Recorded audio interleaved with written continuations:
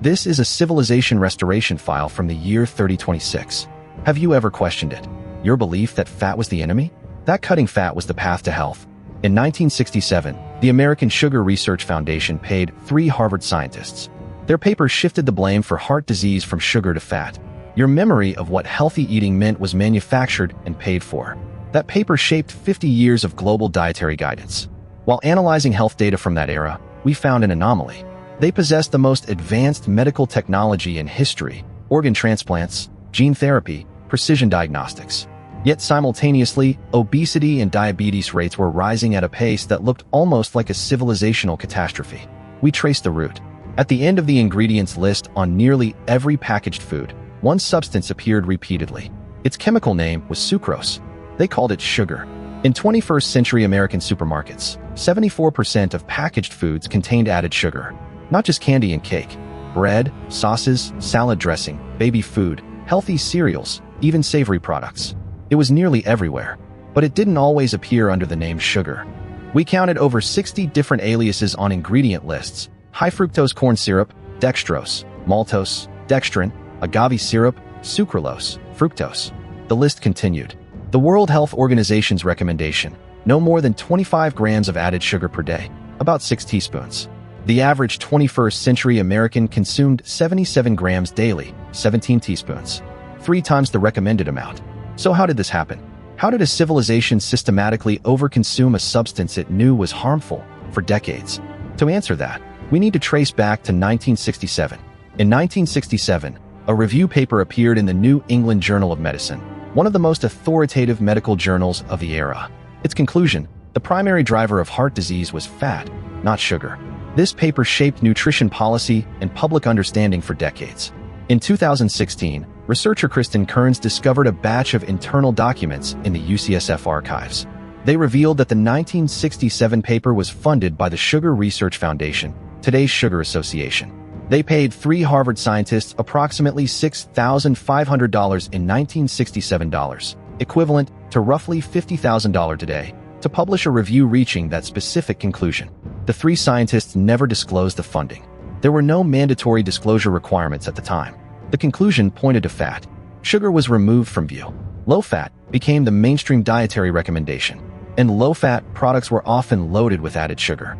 We identified a template in the archives. It looked strikingly familiar: the tobacco industry.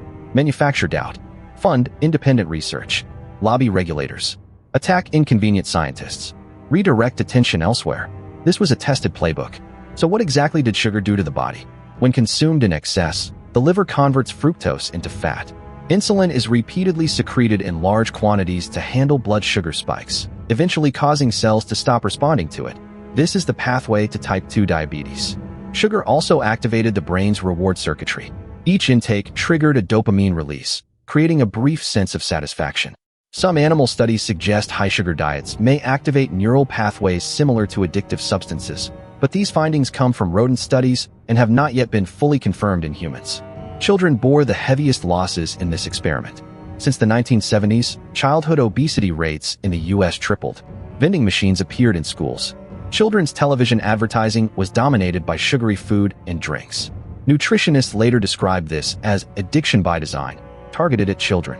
By 2021, 537 million adults worldwide had diabetes. Projections estimated 783 million by 2045. This was not a natural epidemic. It was a public health crisis traceable to specific business decisions.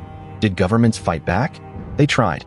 In 2014, Mexico imposed a 1 peso per liter tax on sugary drinks. In the first year, purchases fell by approximately 6%. The effect was documented, but industry lobbying blocked such measures from spreading to most countries. The U.S. beverage and sugar industries spent millions of dollars in policy lobbying.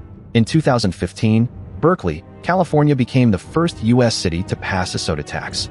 A city of fewer than 120,000 people, facing the full lobbying machinery of an entire industry. Result: sugary drink consumption fell 21%. But national legislation never succeeded. Over 60 names. 74% of packaged foods. A gap of 77 grams against 25. A paid study in 1967. An operating manual identical to tobacco's. 537 million diabetes patients. Childhood obesity tripled. They knew. They hid it. They kept selling. 1,000 years later, we try to grasp the scale of this. This was not one person's choice, nor any single generation's failure.